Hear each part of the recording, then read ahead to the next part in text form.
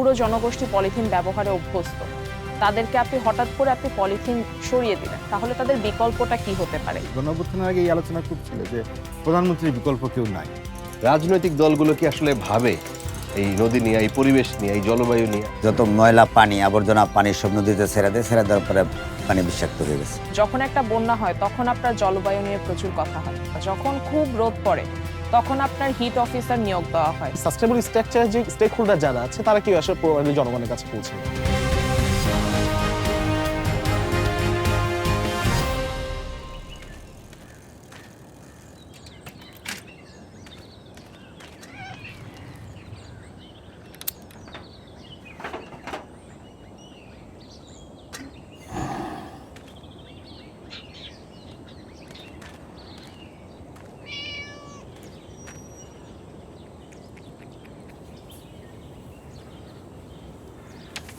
কাকার বাড়ি কি এখানে? এখানে এই নদীর কি অবস্থা বলেন তো? ছোটবেলায় কেমন দেখতেন এগুলো? ছোটবেলা তো আরো অনেক বড় ছিল, মানে গিরজ যারা আছে তারা খেত মাটি কাইটা নদীতে নামায়া খেত বড় করছে। এই জন্য 2 বছর আগে আপনার ওই যে পিলার দিছে। আপনার আগে ছোটবেলায় মাছ ধরতাম, মাছ ধরে বড় বড় মাছ খাইতাম, এখন মাছ খাইতে পারি না কারণ নদীতে বিষাক্ত পানি। ছোটবেলায় মাছ ধরছেন এখান থেকে? হ্যাঁ, বহুত বোয়াল, হইল, গজার, আইর, তাই নাকি? রুই এরা ধরতাম। এলাকা এই নদীর পানি নষ্ট হয়েছে কিভাবে? নষ্ট হয়েছে মনে করেন আশেপাশে ওই যে টঙ্গিতে, গাজীপুর টঙ্গিতে, মানে মনে করেন ফ্যাক্টরি হয়েছে, যত ময়লা পানি আবর্জনা পানি সব নদীতে ছেড়ে দেওয়ার পরে পানি বিষাক্ত হয়ে গেছে। যার জন্য পানি মাছ ধরলে মাছ খেতে পারে না, গন্ধ, পচা গন্ধ পায়। আপনারা এই যে চেঞ্জটা দেখলেন, কারণ আপনাদের জীবনে, আর ভাই কেমন আছে? ভালো আছেন? চা দেন। ভালো আছেন? আমরা আলাপ করতেছিলাম কাকার সাথে যে এইখানে ওনারা মাছ ধরছে এই যে এই নদীতে, বালু নদী। বালু নদী না এটা? বালু নদী, হ্যাঁ। এখন সেইটা কোন পর্যায়ে নেমে গেছে? এই নদীর একটা পরিবহনের গুরুত্ব ছিল, আবার একই সঙ্গে মাছের জন্য ছিল। কিন্তু শিল্প কারখানাগুলো যখন দূষণ শুরু হলো তখন মাছটা নষ্ট হয়ে গেল, আর পরে যখন ভরাট শুরু হলো বিভিন্ন জায়গায় তখন পরিবহনটাও নষ্ট হয়ে গেল। ঢাকার চারপাশের নদী নিয়ে আপনারা তো দীর্ঘদিন ধরে কাজ করছেন, মানে এই যে নদী। কি অবস্থা ভাই? এই, কেমন আছেন? শুভ, ভালো আছে ভাই? বসো, আমরা কেমন আছেন আপনি? এই চা লাগবে চা দিন। চা দিন। এই যে ঢাকার চারপাশের নদী, এইটা কি মানে ঠিক করা সম্ভব? আমাদের উপদেষ্টা একজন বলছেন যে অ্যাটলিস্ট একটা নদীকে আমরা আগের জায়গায় ফেরত নিয়ে আসবো। এটা বাংলাদেশে যে জলবায়ু ক্ষতিগ্রস্ত সবগুলো দেশের অন্যতম একটা ক্ষতিগ্রস্ত দেশ বাংলাদেশ। নদী কেন্দ্রিক যেই দেশ, সেই দেশ এখন নদী হারা। আমাদের পরিস্থিতিটা একটু বলতে পারবেন? ভূমি থেকে শুরু করে সভ্যতা, সংস্কৃতি, উৎপাদন ব্যবস্থা, যোগাযোগ ব্যবস্থা সবই নদী কেন্দ্রিক। ৭১ মুক্তিযুদ্ধের সময় আমরা দেখলাম যে আমাদের প্রতিরক্ষা ব্যবস্থাটাও নদী কেন্দ্রিক। নদীর কারণে আমাদের যুদ্ধে জয়টা সহজ হলো। নদীর নির্ভরেই বাংলাদেশটা। দুর্ভাগ্য হচ্ছে যে আপনার নদীগুলোকে আমরা সবার আগে, যতগুলো প্রাকৃতিক বিষয় আছে, নদীগুলোকে সবার আগে মারা শুরু করলাম, দখল করে, দূষণ করে, বালু উত্তোলন করে, অপরিকল্পিত স্থাপনা দিয়ে, রাসায়নিক কীটনাশক নদীতে মিশিয়ে যত রকমভাবে নদীকে মারা যায় সবগুলো আমরা করে ফেলছি।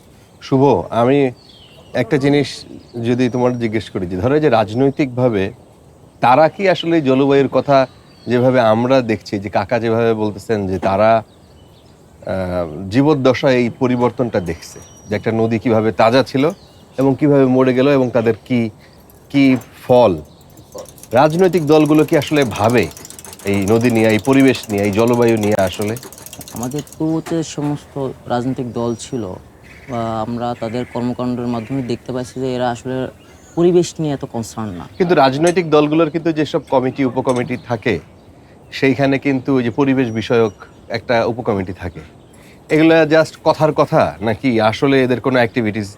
এবং ওই যে দেখা যায় যে পরিবেশ দিবস আসলো 5ই জুন, তারপরে এই যে বাঘ দিবস আছে, এই দিবস কেন্দ্রিক 1-2 দিন তারা একটু নাম সর্বস্ব ওয়েতে তারা 2টা গাছ লাগাইলো, ছবি তুললো, এই আমাদের কাজ। এমনকি আমার মনে হয় যে জলবায়ু নিয়ে যে সংস্থাগুলো কাজ করে তাদের অ্যাক্টিভিটিসও অনেক বেশি পপুলিস্ট, শুধুমাত্র রাজনৈতিক অ্যাক্টিভিটিস না, তারাও আসলে গাছ লাগানো, 2-একটা ক্যাম্পেইন করা পর্যন্ত সীমাবদ্ধ থাকে। 65 লাখ মানুষ ঢাকা সহ মানে জেলা শহরে তারা স্থানান্তরিত হয়েছে, বিশেষ করে উপকূলীয় যদি 19টা জেলার কথা আপনি বলেন। এবং আমরা যেটা একটা রিপোর্টে দেখছিলাম আপনার 2050 সালের মধ্যে এই সংখ্যা হয়তো 2 থেকে 3 কোটি পর্যন্ত যাবে যারা বাস্তুহারা। এই যে নদী ভাঙন, এই যে লবণাক্ততা, সমুদ্রের উচ্চতা বৃদ্ধি, এটা নিয়ে কি আসলে রাজনৈতিক দলের কোনো ভাবনা চিন্তা আছে? আমার তো মনে হয় না এরকম কোনো গুরুত্ব দেয়। না, একটা যদি প্রাণবন্ত অংশগ্রহণমূলক সংসদ থাকতো সেখানে আলোচনাগুলো হতে পারত। 3টা ক্ষেত্রে আপনি দেখবেন যে সামগ্রিক জলবায়ু পরিবর্তনের প্রশ্নটা আমি পরে আসি, সামগ্রিক পরিবেশের অর্থে আলোচনাটা খুব কম, বরং উল্টা দেখবেন যেখানে যেখানে বালু উত্তোলন হচ্ছে অবৈধভাবে কোনো না কোনো রাজনৈতিক দলের কেউ যুক্ত এখানে। গত 15 বছর আওয়ামী লীগ ছিল, ফলে আওয়ামী লীগের লোকজন যুক্ত ছিল, তার আগে অন্য দল ছাড়া যারা ছিল তারা ছিল। নদী দখলের ক্ষেত্রে আপনিও নিশ্চয়ই খেয়াল করছেন সাংবাদিকতা করতে গিয়ে যে সরকার পরিবর্তন হলে দখলদার পরিবর্তন হয়ে যায়, তাই তো? যারা ক্ষমতা আসে সেই রাজনৈতিক দলের স্থানীয় নেতাকর্মীরা তারা নদী দখলের সঙ্গে যুক্ত। যারা নদী দূষণ করে কলকারখানা দিয়ে, তারাও দেখবেন যে কোনো না কোনোভাবে রাজনৈতিক দলের সঙ্গে সম্পৃক্ত, প্রভাবশালী সেই অর্থে, যে কারণে পরিবেশ অধিদপ্তর বা অন্যান্যরা ব্যবস্থা নিতে পারে না তার বিরুদ্ধে, কারণ তার খুঁটির জোর অনেক উপরে থাকে। জলবায়ু পরিবর্তনের ক্ষেত্রে তো আরও সফিস্টিকেটেড ব্যাপার। 3টা রং থাকতে হয় একটা শহরে, সবুজ থাকতে হয়, নীল থাকতে হয় এবং ধূসর থাকতে হয়। সবুজ মানে হচ্ছে গাছপালা থাকতে হবে, নীল মানে আপনার লেক, খাল, নদী এগুলো থাকতে হবে, ধূসর মানে হচ্ছে যে আপনার আকাশ দেখা যেতে হবে, ফাঁকা জায়গা থাকতে হবে। ঢাকা শহরে আপনি যখন বিশ্ববিদ্যালয়ে পড়তে আসলেন তারপর থেকে খেয়াল করবেন যে ক্রমাগত সবুজ কমে গেছে, ক্রমাগত আপনার নীল কমে গেছে, ক্রমাগত ফাঁকা জায়গাগুলো কমে যাচ্ছে। রাজনৈতিক দলগুলোর পরিবেশ নিয়ে ভাবতে হবে, একই সঙ্গে এই যে লোকগুলো স্থানান্তরিত হচ্ছে 19 জেলা থেকে উপকূলীয় ঢাকা শহরে, সেইটা ব্যবস্থাপনা কিভাবে হবে, সেখানকার যে অর্থনৈতিক এবং উৎপাদনমুখী তৎপরতা সেটা কী হবে। লোক যদি সবাই চলে আসে, ঢাকা শহরে তো আপনি ধান জন্মাতে পারবেন না, ঢাকা শহরে আপনি চিংড়ি চাষ করতে পারবেন না, ঢাকা শহরে আপনি সুন্দরবনের মধু পাবেন না। আপনাকে সেখানকার উৎপাদন ব্যবস্থাটা টিকিয়ে রাখতে হবে উপকূলের। তো ফলে রাজনৈতিক দলগুলোকে অবশ্যই ভাবতে হবে, ক্ষমতা যারা যাবে তাদেরকে ভাবতে হবে, যারা বাইরে থাকবে তাদেরকেও ভাবতে হবে যে ঠিক মতো করতেছে কিনা। শুভদের বাড়িতে হচ্ছে ওই যে রামপালের দিকে, সেটা সুন্দরবনের ঠিক পাশেই। ওইখানে কি রাজনৈতিক দল, আমি বলি যে উপকূলীয় যেসব এলাকা, বাংলাদেশের 19টা জেলা, এদের এমপিদের আলাদা কোনো ম্যানিফেস্টো বা আলাদা কোনো কিছু থাকে না জলবায়ু কেন্দ্রিক? এটা কি চোখে দেখা যায় না বলে, নাকি এটা রাজনৈতিক কারণে তারা দেখার জন্য, করার জন্য করে? হ্যাঁ, এইটা কি তোমাদের চোখে পড়ে? তো এটা আমরা এখনো দেখি নাই যে তারা আসলে দৃশ্যমান কোনো পদক্ষেপ নিছে। জলবায়ু পরিবর্তনের যে প্রভাব, এই প্রভাবটা খালি চোখে দেখা যায় না। এই প্রভাবটা খালি চোখে না দেখা যাওয়ার কারণে বাংলাদেশের দেখবেন যে গভর্নমেন্টের এই মন্ত্রণালয়, যেটা পরিবেশ, বন, জলবায়ু পরিবর্তন মন্ত্রণালয়, কম্পারেটিভলি অগুরুত্বপূর্ণ মন্ত্রণালয়। মানে সেখানে বাজেট থাকে কম, সেখানে ওই কে মন্ত্রী থাকলেও নাকি অত গুরুত্ব দেওয়া হয় না, কারণ এখানে অতটা আসলে ফাংশনাল না। আমার দেশের বাড়ি ভোলা। আমার হচ্ছে নদী ভাঙনের সাথে আমার পরিবারের একদম খুব গভীর সম্পর্ক আছে। আমার ফুফি খুব ছোটবেলায় বিয়ে হয় মনপুরা এলাকায়। তো মনপুরা যেহেতু চর এলাকা, তো ওখানে প্রায় নদী ভাঙন হয়, এবং নদী ভাঙনে আমার ফুফিরা ওই এলাকার এক সময়কার চেয়ারম্যান বাড়ি ছিল। তো তাদের প্রায় কয়েকশো বিঘা জমি, হ্যাঁ, তো নদীতে ধীরে ধীরে হচ্ছে ডুবে যায়। এখনো তারা থাকে, কারণ ওখানকার এলাকার মানুষ নিজেদের ভিটে মাটির হচ্ছে যে মায়া ছাড়তে পারে না। আবার অনেকে যাদের বাড়ি ওখানে ডুবে যায় তারা হচ্ছে ঢাকায় চলে আসে। সোহালার কথা শুনে মনে পড়লো যে মিরপুরে পল্লবীর দিকে আপনি একটা বস্তি পাবেন, এটার নাম হচ্ছে ভোলা বস্তি। তাদের প্রত্যেকেরই জমি জমা ছিল, সচ্ছল গৃহস্থ ছিল, তাদের সবার একটা সংসার ছিল সুন্দর। এখানে এসে এক ঘরে তারা 5-7 জন করে থাকছে, কেউ রিক্সা চালায়, অনেকে আছে গৃহকর্মী হিসেবে কাজ করে। যেইটা তাদের জীবন মানটা সম্পূর্ণ পরিবর্তন হয়ে গেছে। যতগুলো দেশে সুশাসন আছে, গণতন্ত্র শক্তিশালী, সব দেশে আপনি দেখবেন যে পরিবেশটা সংহত, সেখানে পরিবেশ ব্যবস্থাপনা খুব ভালো, জলবায়ু পরিবর্তন। আর যত দেশে গণতন্ত্রতান্ত্রিক ব্যবস্থা দুর্বল, সুশাসন নাই, সেখানে আপনি দেখবেন যে পরিবেশ ব্যবস্থাপনাটা দুর্বল হয়ে যায়। এটা একটা উদাহরণ আছে। সোহালা, তোমাদের ওইখানে তোমরা উপকূলীয় এলাকার মানুষ, ওই জায়গায় মানুষ লবণাক্ততা বলো, এই নদী ভাঙন বলো, ঝড় ঝঞ্ঝা, তারপরে এই লবণাক্ততা এখন একটা বড় রকমের সমস্যা হয়ে যাচ্ছে। তোমরা ডিরেক্টলি কোনো কিছু আঁচ করতে পারো, মানে নিজেদের চোখে একদম ডিরেক্টলি সরাসরি মানুষ ক্ষতিগ্রস্ত হচ্ছে? সরাসরি ক্ষতিগ্রস্ত অবশ্যই, কারণ হচ্ছে যখন আপনার বন্যা হয় তখন বন্যা হলে দেখা যায় যে খেতে অনেকদিন পানি থাকলে আপনার ফসল হয় না। এই জন্য এখন স্থানীয় যারা, তারা আসলে চাষও করতে চায় না। তারা হচ্ছে, অনেকে আছে যে কোনো নদী ভাঙন বা ঘর আছে কিন্তু তাও শহরমুখী হচ্ছে। কেউ কেউ তাদের ছেলেদেরকে হচ্ছে মধ্যপ্রাচ্যে পাঠাচ্ছে, যে হচ্ছে আমাদের ইনকাম সোর্স হচ্ছে আমরা এদিকে আর দেখতেছি না, যে আমাদের কোনো ভবিষ্যৎ নেই। পশু পাখিরা পানিতে মারা যাচ্ছে, বন্যায় মারা যাচ্ছে, অসুস্থ হচ্ছে, ফ্লু হচ্ছে। সেখানে পশু পাখির পালনের যে ভবিষ্যৎ, সেই ফার্মিং, পশু পাখি ফার্মিংটাও হচ্ছে ভালো একটা ভবিষ্যতের দিকে আগাচ্ছে না। ধীরে হচ্ছে দেখা যাচ্ছে নদী আগ্রাসী ভাব আরও বাড়ছে এবং মানুষজনের কাছে আরও নদী চলে আসে, মানুষজনের ঘর বাড়ির কাছে জমি জমা চলে আসছে। এইরকম গ্রামের পর গ্রাম বিলীন হয়ে গেছে এইরকম এলাকা, এই, যেমন কি অবস্থা? মুন্সিগঞ্জে। যেমন আসসালামু ভাই, ভালো, হ্যাঁ। আসসালামু ভাই, কেমন আছেন? জলবায়ু পরিবর্তন ইস্যুটাকে সিরিয়াসলি নেয়নি, ফলে এটা একটা নিয়ম রক্ষার মতো পরিবেশ সম্পাদক আছে, উপকমিটি আছে, এবং কিছু যে এক্সপার্ট যুক্ত করা হয় জলবায়ু পরিবর্তনের বিভিন্ন কমিটিতে। আপনি জানেন যে একটা ট্রাস্ট ফান্ড আছে সরকারের, যেটা জলবায়ু সেটা তো functional না, পরিবর্তনের প্রকল্পগুলো দেয়া হয়। Right. এখানে যাদেরকে নেওয়া হলো তারা রাজনৈতিক বিবেচনায় নেওয়া হলো, যাদেরকে প্রকল্পগুলো দেয়া হলো সেটা রাজনৈতিক বিবেচনায় দেয়া হলো, এবং এই প্রকল্পগুলো কিভাবে বাস্তবায়ন হয়েছে সেটা নিয়ে অনেক প্রশ্ন আছে, যে প্রকল্পগুলো দুর্নীতি মুক্তভাবে বাস্তবায়ন হয়েছে কিনা, আবার কি প্রকল্প নেওয়া হয়েছে তার সঙ্গে জলবায়ু পরিবর্তনের কোনো সম্পর্ক আছে কিনা আদৌ, সেটাও নিয়ে প্রশ্ন উঠছে। জলবায়ু পরিবর্তনের যে অভিঘাত সেটা মোকাবেলার জন্য আমাদের কি করতে হবে? আমাদের লবণ সহিষ্ণু ধানের জাত বা ফসলের জাত উদ্ভাবন করতে হবে, গবেষণা করতে হবে, উপকূলে যাতে ভূমি গঠন প্রক্রিয়া অক্ষুণ্ণ থাকে, যাতে একটু উঁচু হয়, যাতে করে সমুদ্রপৃষ্ঠের উচ্চতা বাড়লেও এটা বেশি ভেতরের দিকে না আসে, যাতে করে লবণাক্ততা ক্রমাগত এদিকে আসতে না থাকে। আমরা আগে জানতাম যে লবণাক্ত হচ্ছে খুলনা, সাতক্ষীরা, ভোলা, বাগেরহাট, এই অঞ্চলগুলো। এখন আপনি দেখবেন যে ফরিদপুর পর্যন্ত এসে পৌঁছাইছে ভূগর্ভস্থ, গবেষণায় বের হয়েছে। এগুলো যাতে না হয় সেই গবেষণা করা দরকার ছিল।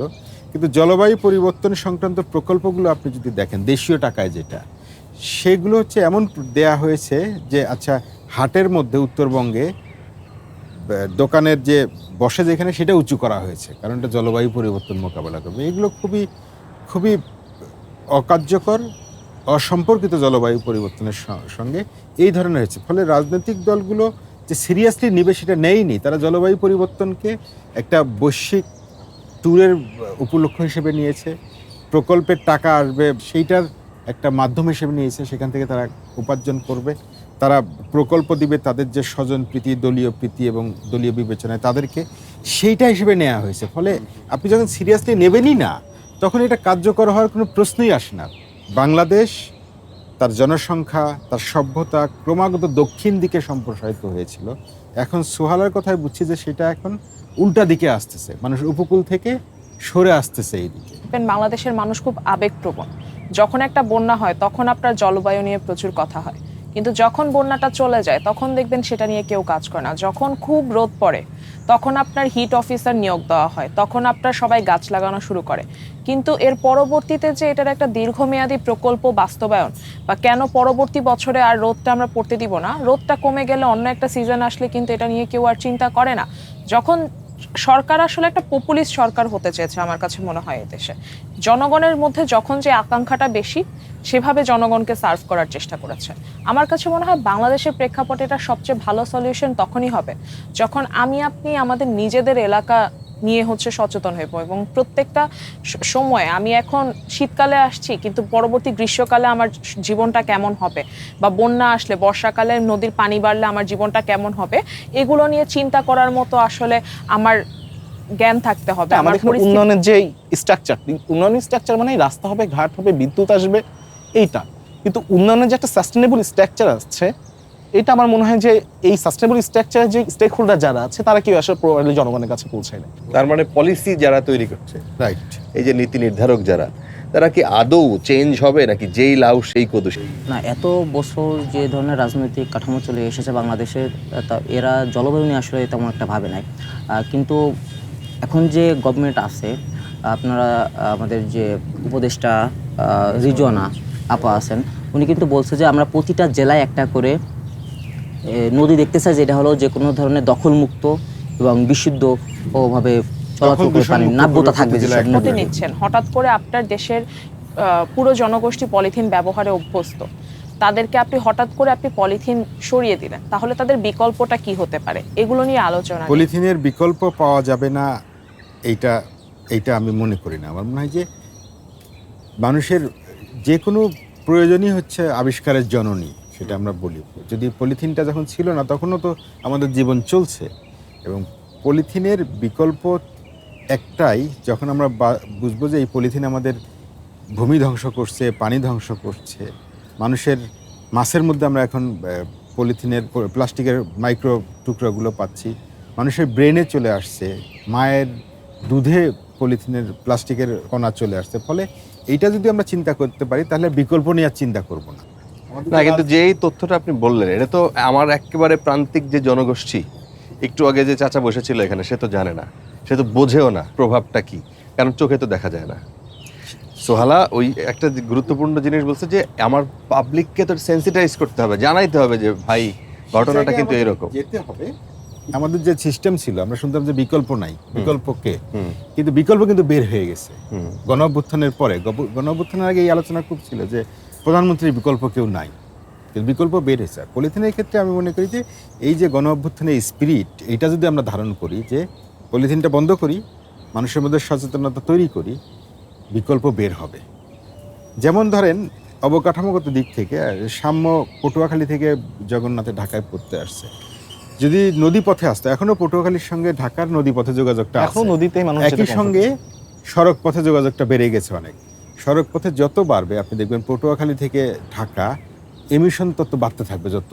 যদি নদীপথটা ঠিক থাকতো তাহলে কিন্তু কার্বন এমিশন হতো না, জলবায়ু পরিবর্তনের অভিঘাত মোকাবেলাটা সহজ হতো। সাম্য এবং সুহালা এই দুজনেই এটার একটা উদাহরণ হতে পারে যে কিভাবে আমরা জলবায়ু পরিবর্তনের অভিঘাতটা মোকাবেলা করবো জনসম্মুখে। আপনি দেখবেন যে এবার যে কপ হচ্ছে বাকুতে, সেখানে জো বাইডেন যাচ্ছেন না, শি জিনপিং যাচ্ছেন না, নরেন্দ্র মোদী যাচ্ছেন না। মানে যে দেশগুলো সবচেয়ে বেশি এমিট করে তারা বেশিরভাগই যাচ্ছেন না। আমরা যারা কোনো ধরনের এমিশন করি না, আমরা বরং সাফারার। আমাদের অ্যাডাপ্টেশন করতে করতে আমরা প্রথম হাঁটু পর্যন্ত অ্যাডাপ্টেশন করেছি, কোমর করেছি, এখন নাকের কাছাকাছি চলে গেছে, তারা বরং দল বেঁধে যাচ্ছে। যাওয়া দরকার তো তাদের যারা কার্বন নিঃসরণ করছে, যাওয়া দরকার তাদের যারা ক্ষতিপূরণ আমাদের দেওয়ার কথা, আমাদের প্রযুক্তি দেওয়ার কথা মোকাবেলার জন্য, আমাদের অর্থায়ন করার কথা। কারণ বাংলাদেশের জন্য এই যে বিপুল জলবায়ু পরিবর্তনের অভিঘাত মোকাবেলার যে আয়োজন, এটা শুধু আমাদের দেশীয় অর্থ দিয়ে হবে না, এবং যারা এর জন্য দায়ী তাদেরকে ক্ষতিপূরণ তো দিতেই হবে। ভাইয়া চলি তাহলে, হ্যাঁ ঠিক আছে ভাই, চেঞ্জ হবে, ভরসা রাখছেন। হবে। সোহালা, এই যে যে পরিবর্তনের কথা বলা হচ্ছে এবং এটা অস্বীকার করারও সুযোগ নয়, এই যে 198টা দেশ এই কপে অংশগ্রহণ করলো, তার 198টা দেশ অংশগ্রহণ করার কথা, কিন্তু এই যে বড় বড় দেশ যারা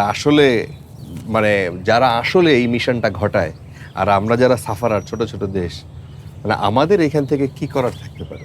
তোমরা এইটা নিয়ে কখনো মাথায় চিন্তা আসছে? আসতাম যে হচ্ছে আসলে এদেরকে দায়বদ্ধ কিভাবে করা যায়।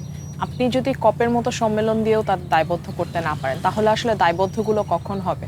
যখন আপনি এদের এগেইনস্টে কথা বলা শুরু করবেন। এদের মার্কেট কি? আপনি চায়নার মার্কেটের কথা চিন্তা করেন, চায়নার মার্কেট কিন্তু আমরা সবাই, এই মার্কেট যে চেঞ্জ হবে ব্যাপারটা এরকম না। কিন্তু মার্কেট থেকে যদি আপনি এই রেসপন্সিবিলিটিটা দেন যে আপনি যত সম্ভব আপনার যে কোম্পানি কার্বন এমিশন কম করে প্রোডাক্ট বানাচ্ছে সেই কোম্পানির থেকে আমরা কনজিউম বেশি করব, এই টাইপের যদি একটা দায়বদ্ধতা তৈরি করা যায়, ওদের পলিসির সলিউশনই যে আপনি মার্কেটে সলিউশনটা আনেন। এরকম অনেক উন্নত দেশে কিন্তু হচ্ছে যে আপনি হচ্ছে যত অ্যানিম্যাল ক্রুয়েলটি কম করবেন বা আপনি যত গ্রিন টেকনোলজি ইউজ করবেন, হ্যাঁ ওই কোম্পানির প্রোডাক্ট আমি একটু দাম বেশি দিয়ে হলেও 2 টাকা বেশি দিয়ে হলেও কিনছি, তার মানে কি আপনি আপনার যে কর্পোরেট জায়গাটা তাদেরকে আপনি বাধ্য করছেন যে আপনি আপনার প্রোডাক্টের প্রোডাকশন পলিসি চেঞ্জ করেন, প্রসেসটা চেঞ্জ করেন, আপনি আপনার জলবায়ুর প্রতি দায়বদ্ধ হন। এইভাবে আসলে দেশকে দায়বদ্ধ করা যায় কিনা। দ্বিতীয়ত, শুধুমাত্র টাকা দিয়ে আমরা চুপ থাকছি, আমাদেরকে একটা অর্থায়নের টাকা আসছে তাদের দেশ থেকে, এটাতে শুধুমাত্র সীমাবদ্ধ থাকলে হবে না। তাদেরকে কেন বোঝাতে হবে যে আপনার এই নিজের কাজগুলো বন্ধ করাটা আপনার জন্য অনেক বেশি গুরুত্বপূর্ণ, পুরো পৃথিবীর জন্য অনেক বেশি গুরুত্বপূর্ণ। রাইট ভাই, আমরা আমি একটু উঠি আজকে। আসি ঠিক আছে ভাই। ভাই, ঠিক আছে, দেখা হবে। ভালো থাকবে। তুমি ঠিক উঠবা। আছে, হ্যাঁ? সাম্য, ঠিক আছে ভাই।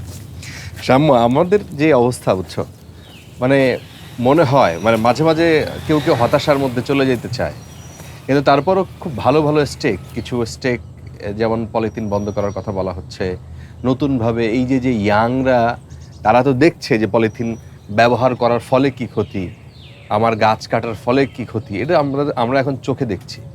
সামাজিকভাবে এক না হলে আমরা কখনোই কিছু পাইনি। না, একত্রিত হইতে হবে। আর একটা হচ্ছে যে এই জায়গায় তোমার আমাদের চেঞ্জ হইতে হবে। ধরো এই যে প্লাস্টিকের একবারে আমরা যে বোতলটা কত হয়েছে, যে মানে একবারে যে প্লাস্টিকটা আমরা ব্যবহার করে ফেলে দিচ্ছি, যদি আমরা এই জায়গায় সচেতন না হই, তাইলে এটা আসলে আমার মনে হয় না খুব সহজ হবে। তবে আমার মনে হয় যে মানুষের মধ্যে এই চেঞ্জটা আসছে। ভালো থেকো ভাই, দেখা হবে।